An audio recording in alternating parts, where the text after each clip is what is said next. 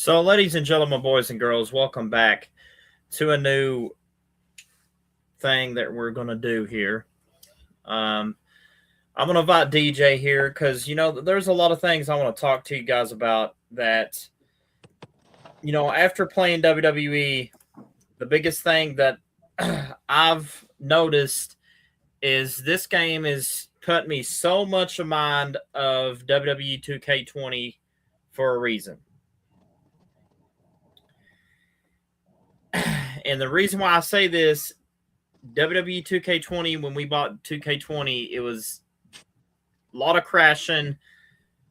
A lot of people had to literally go online and speak their voice. We shouldn't have to go online and speak our voice because of we paying hard-earned money, of course, that we do daily jobs to survive on. But at the same time, we shouldn't have to pay a higher price for $160 when you make the game to where it's going to crash, to where you got a lot of people complaining about that, such as content creators, that it just, I feel like this battle pass, I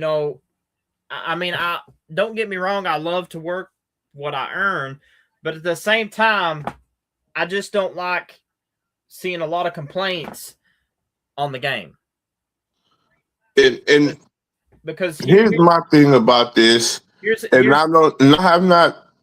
already checked out a small sample of the game, seen how everything is, and it's a pretty decent game. But in most cases, when you have a lot of the creators that you invited 2K to these events, and they don't speak their voice about the input that should be given for the game, this is where we draw the line and say, how is it that you have a battle pass system and most of this content that was in the battle pass system was already in the game in 25, but yet your ringside pass system should already have content given to people at launch?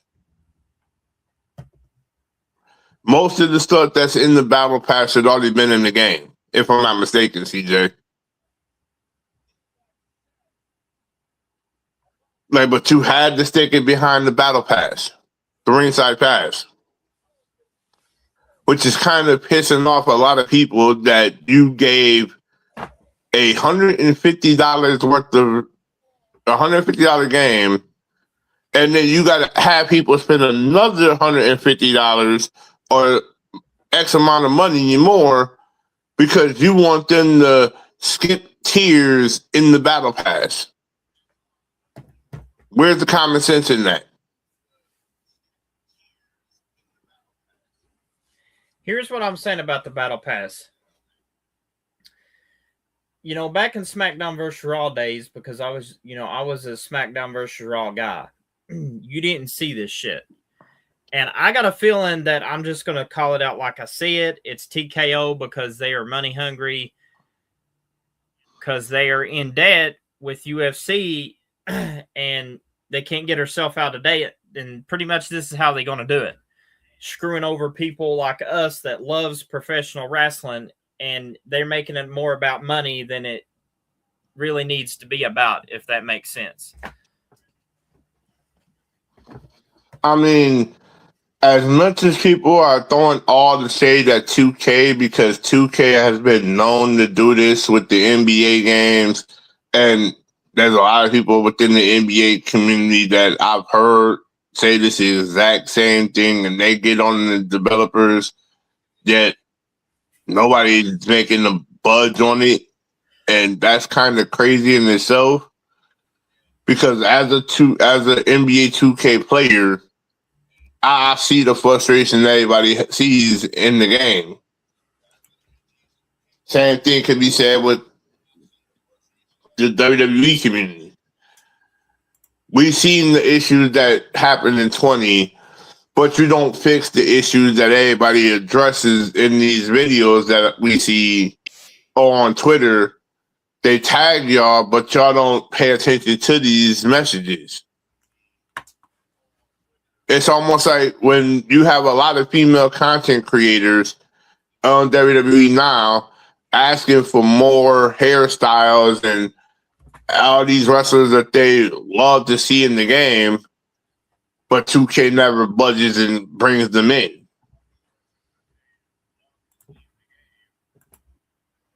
It's kind of odd to see that your biggest addition is what you call the one everybody needs to go purchase, but it don't matter which edition you get, it kind of feels like the game is scammy as a whole from what people have been talking on these videos, and it's crazy. You got people even telling people don't purchase the game, get it on the sale or get it later down the line.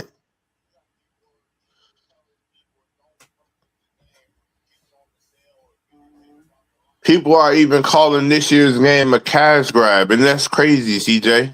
And here's the thing about this, like, you know, back in the SmackDown versus Raw days, you didn't have that.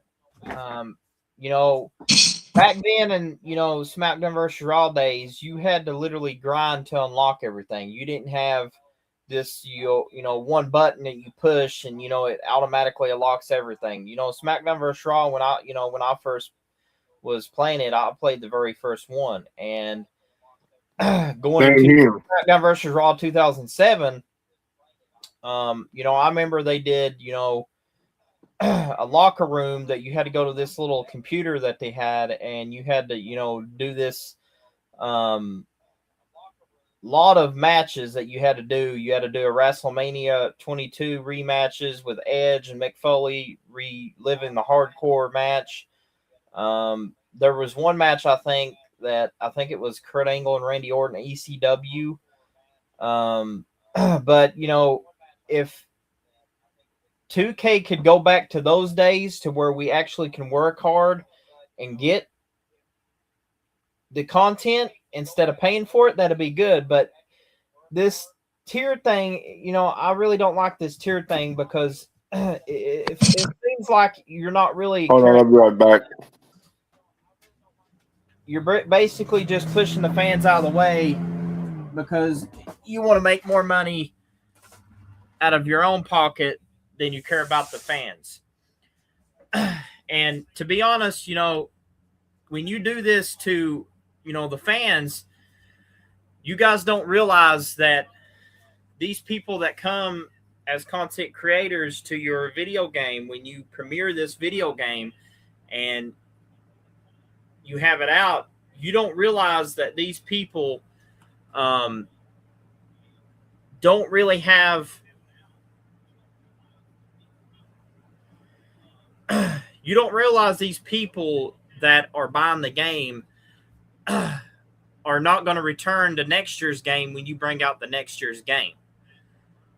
And to me, you know, this really hits hard at home with a lot of things that I've, you know, tested out on 2K26. And, you know, this is my opinion of this. You know, these things where you got it to where it crashes a lot, like, you need to fix it, 2K. Like, I'm to the point, 2K, of literally just not even buying next year's game. Because you are literally killing the video game franchise that we all love just by you listening to TKO and their Money Incorporated. I'm basically going to call them a leech. They are leeching that only because they are in debt. This shouldn't be about us skipping levels and, you know, charging us money for it. That's stupid. I mean, I'm just, you know, putting a straight honesty here. Back when I started playing my very first wrestling game, like I said, I remember playing SmackDown vs. Raw, and you didn't have this stupid bullshit. You literally had to unlock everything by doing, which was called Road to WrestleMania. I think it was called Season Mode before it was called Road to WrestleMania. I think it was called Season Mode. You had to go through Season Mode to do everything to unlock. And to me, I think we need to go back to SmackDown vs. Raw days, to where it was fun, entertaining, and it's not about money. In other words, don't be a leech and use money, because that's where it's literally, there's a lot of creators out here that's literally watching the product, and they're literally not going to buy next year's game because of this money infestation that you have on this game. I mean, I'm not even going to waste my money next year paying $160. That's just too much for a video game. I mean, I'm just gonna tell 2K right now. I really think that if you don't fix this game and make things right, I'm just going to call it like I see it. I really don't think that we're probably going to make it to 2K27. That's just the way I see it. And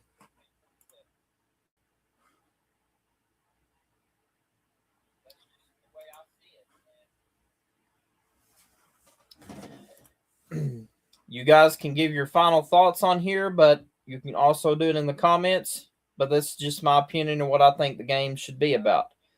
The crashing, the bugs, and, you know, all that things that when you go in matches, it's stupid.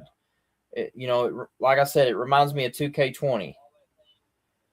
But anyways, guys, I hope you enjoyed this little review session. There's going to be more that I review on it, and potentially could do a part 2. So stay tuned for that. Thank you guys for watching. We will see you guys on the next one.